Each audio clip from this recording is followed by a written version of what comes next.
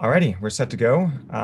Welcome everybody to the December 2nd edition of the 40 Days of Christmas live stream here. My name is Jamie. I'm hosting throughout this week, and my pleasure to do so. I'm joined here today by Maria. Maria, thank you so much for joining. Yeah. Do you want to tell us just a little bit about, well, just maybe start with how long you've been going to St. John's, and then perhaps a bit about the book or reading that you're going to share with us. Okay. Um, yeah, I've been at St. John's actually my entire life.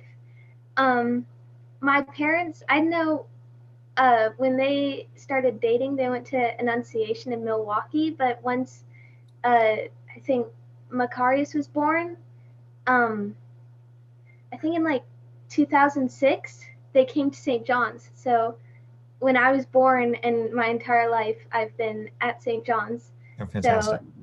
yeah, it's my home parish. Lovely. And this is Milwaukee, Oregon, yes? Yeah. Okay. Yes, yes, yes. Entirely different spelling as well. But as a newcomer to the area, I sometimes forget it's not the other one. Excellent. Okay, and yes, the book that you brought. Yeah, so I have The Miracle of St. Nicholas by Gloria Whelan. Um, I really like this book. My parents read it to us a couple times when I was younger, and it's a very sweet book, and I really like the art in it. That's another reason I chose it because um, the artist has a really cool style where some of the drawings actually look like icons, especially one specific drawing. I think when I come up to it, I might point it out, have Mhm. this really beautiful kind of feel that's it looks kind of like an icon, which I Yeah. really like. Is it an Orthodox author or just Oh happened yeah, to be in the title? I think so. Huh. It would make sense if it is. Um, yeah, and I think it's a Orthodox publishing company too. Okay, yeah. So, Oh, lovely. oh, and yeah, the illustrations were done in egg tempera, which is used for the painting of icons. I just looked at the cover and saw that. Nice. Wait, you know about iconography, it would seem, a little bit, yes? Or just painting generally? Yeah, my mom was an iconographer for a really long time, and we have some of the icons in this corner, like I think that one right there, and maybe another one over here. She painted herself, and Wow. we have like two unfinished icons up on a shelf in the kitchen that she hasn't worked on in about a year. But yeah, she used to be an icon painter, so I don't know that much about it, but I do know that you use egg tempera to paint icons, and Yes. I know what they look like. Sure. So All I know about it is just something like derived from eggs, and I'm not sure like what makes it a tempura, I suppose, because I've only heard that in the context of like shrimp tempura, I suppose, which is very different, I'm sure.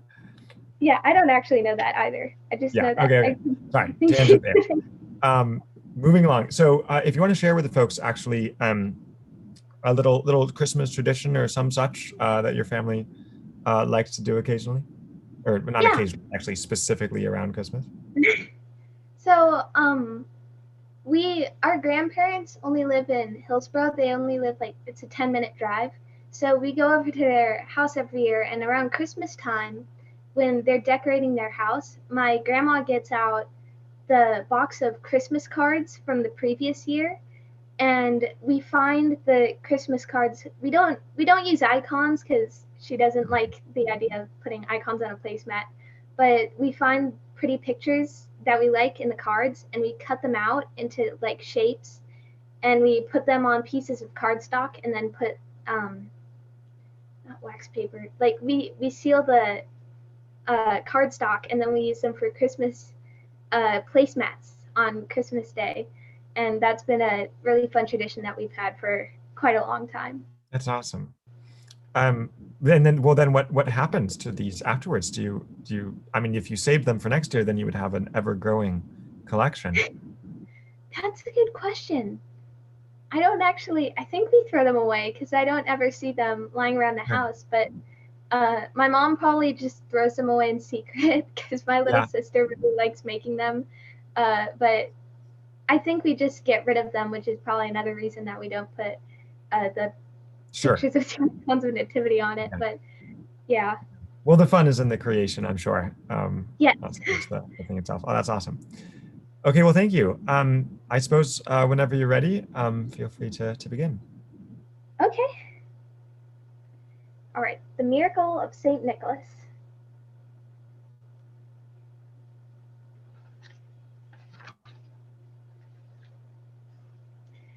It was the day before Christmas in the small Russian village of Zima. Alexi's babushka was telling Alexi what Christmas was like when she was a girl. A babushka is a grandmother. Our church was as crowded as a pod full of peas. Pine boughs filled the church with the scent of the forest. Candles made the church as bright as the sunniest day. Watching over us was the blessed icon of St. Nicholas. What is an icon? Alexi asked. A question always sat on the tip of Alexi's tongue like a little bird ready to fly. An icon is the painting of a holy person. It is a painting into which the artist has put his whole soul. Our icon of St. Nicholas was 500 years old. It was more precious to us than our lives.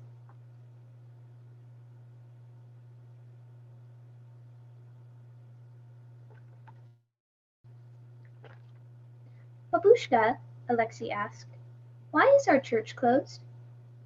When I was a child, the very age you are now, the babushka said, soldiers came to our village. They did not like churches. They did not want people to believe in God. They warned the villagers, if we find you in your church, we will arrest you and send you far away.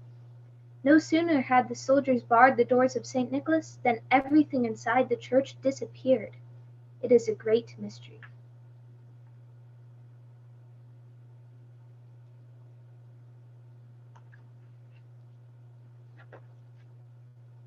That was long ago, the babushka said.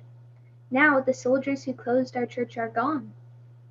Alexi asked, then why can't we celebrate Christmas tomorrow in St. Nicholas? The church has been empty for 60 years, the babushka said. You cannot celebrate Christmas in a church with an empty altar, with no cross, no candles, no bread or wine, no icon of St. Nicholas, and no priest. Birds have made their nests there. It is dancing with mice. It would take a miracle to open our church. Babushka, what is a miracle? Alexi asked. A miracle happens, his babushka said, when God enters into your dream. But first you must have the dream. This is a picture I said that really looks like an icon. It's more of a Russian icon style because this is a Russian story, but it's still a very beautiful picture.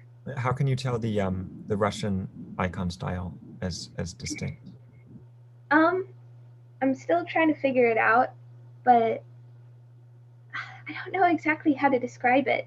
It just looks more like those on the top are Russian icons, but like that icon and I don't know. It's hard to. Yeah, I mean I'm in a similar boat as you. Like I recognize it as its own, style, but it's hard to articulate. I'm sure your mother would be able Yeah, to. Yeah. it's kind of Okay. just like the shape of the eyes and. Mhm. Yeah. That afternoon, Alexi rubbed the frost from the windows of St. Nicholas and peered inside. The church was empty. The floor was soft with dust. The walls were netted with cobwebs. He tried the door of the church. It was unlocked. If a door were unlocked, Alexi was a boy to walk through it. The startled mice scampered out of the church. As Alexi stood inside the deserted church, he said to himself, I wish we could celebrate Christmas here. When Alexi set his heart on something, he moved as quickly as the mice. He wrapped a bundle of twigs with some twine and swept dust from the floor. He brushed the cobwebs from the walls. He cleaned away the birds' nests.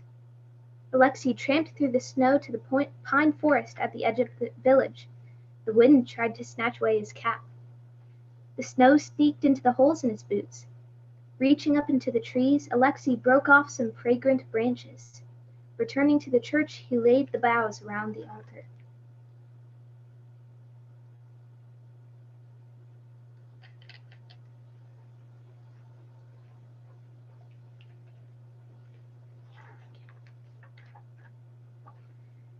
Zima was a village where you were as likely to be in your neighbor's house as your own. Word of what Alexi was doing soon spread through the village. The villagers hurried to see for themselves. The farmer, the carpenter, the storekeeper, the teacher, and the shoemaker arrived with their families. Alexi's mother and father came with Alexi's babushka and his little sister Natasha. Natasha brought her stuffed bear, who would not be left behind. One after another, the whole village took turns peeking into the church. One after another, they returned to their homes with a big smile and a little secret.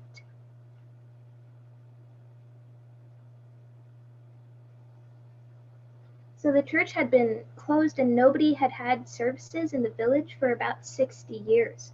So the fact that Alexi went in and cleaned out the church and opened the doors was really just kind of surprising and really made all the villagers happy and excited. Only the shoemaker stayed behind. He was a quiet old man with gentle ways. His clothes were worn and patched. His gray beard was tangled. His shoulders were stooped from hunching over his work. His hands were stained from tanning leather. The shoemaker asked Alexi, "Why have you swept out the church and laid the pine boughs about?" "So we can celebrate Christmas in the church tomorrow," Alexi answered. "Many times I have mended your boots, Alexi. When I saw all the holes you had worn in them, I said to myself, 'There is a boy who will always be one step ahead of us.'" The shoemaker went away with a little smile and a big secret.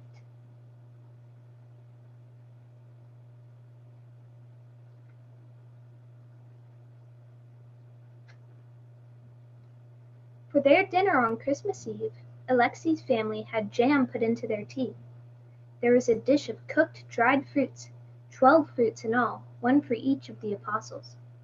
Alexi's mother had prepared kuchia, a thick porridge made of crushed hazelnuts and almonds cooked with barley and honey. It had bubbled to itself on the stove all afternoon. "You can tell when it's done," Alexi's mother said, "when it does not talk anymore." Alexi's father scattered straw on the floor and put a bit of hay under the tablecloth to remind them Jesus lay in a manger. Outside, the wind sent the snow tumbling and swirling. It sawed out the cracks in Alexi's house. It sent bits of surprised snow through the cracks. Still, Alexi and his family were happy, for the porridge warmed their insides and the stove warmed their outsides.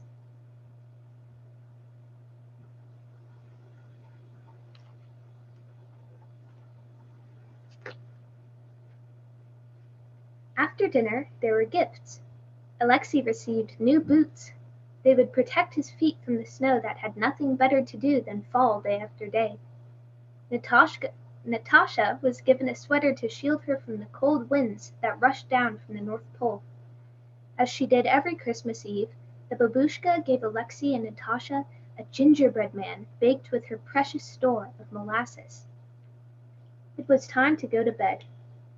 Alexi's mother told him, "You must lie down like a stone and rise up like new bread." In bed that night, Alexi could not stop thinking of the empty church. He watched the moon turn the snow blue and the icicles golden. He climbed out from under his warm quilt.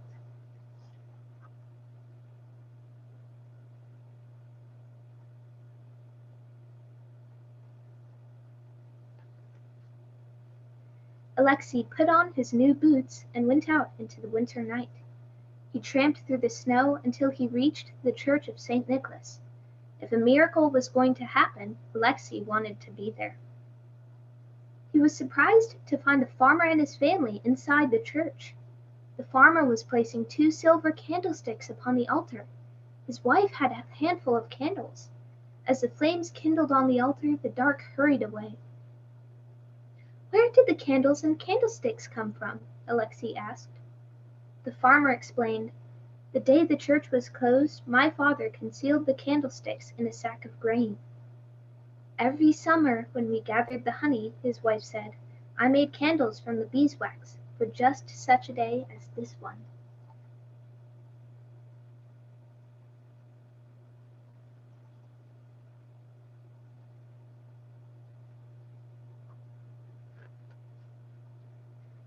The teacher entered the church. She opened a lumpy bundle. Inside the bundle was a cloth woven with many hues, as though bright birds had flown back and forth, leaving behind their colors. The teacher spread the cloth over the altar. "Where did so beautiful a cloth come from?" Alexi asked. The teacher said, "When the church was closed, my mother hid the cloth among our quilts. There was a carpenter and his family. The carpenter was holding a cross. My didushka rescued this cross from the church the day St. Nicholas was closed," the carpenter said. "All these years it has lain hidden under the floor of my workshop." The storekeeper and his wife arrived carrying a bottle of wine and a brass basket of bread. "For years I have saved this wine," the storekeeper told Alexi. The wife of the storekeeper said, "I have baked loaves of the holy Christmas bread and marked them with the sign of the cross."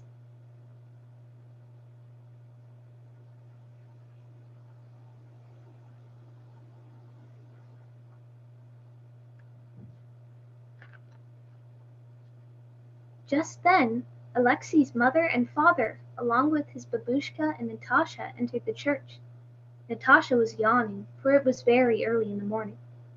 The babushka looked stern and happy all at once. She was carrying something wrapped up in her best shawl.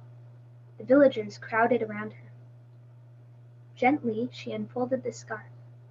There was the painting of St. Nicholas. At last the icon was in the church, where it had been for as many years as anyone could recall. The eyes of the saint seemed to be looking bright at Alexi.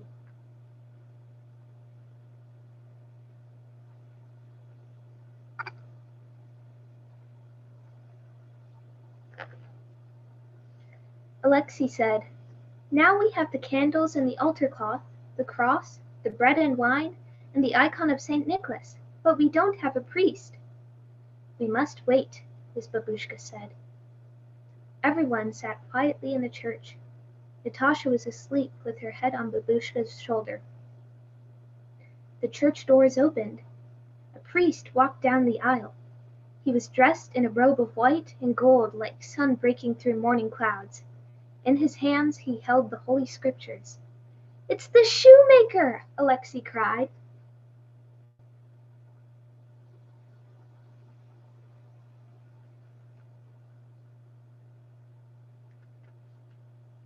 But he was the shoemaker no longer.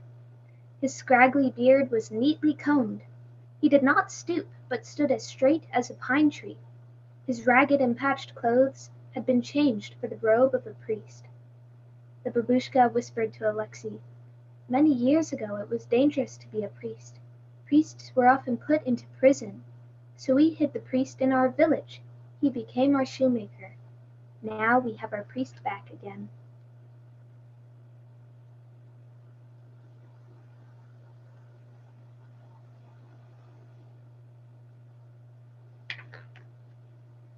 Everyone lit a candle. The church was as bright as a summer day. Watching over the church in a place of honor was the blessed icon of St. Nicholas, and the Christmas service was just as Alexi's babushka remembered.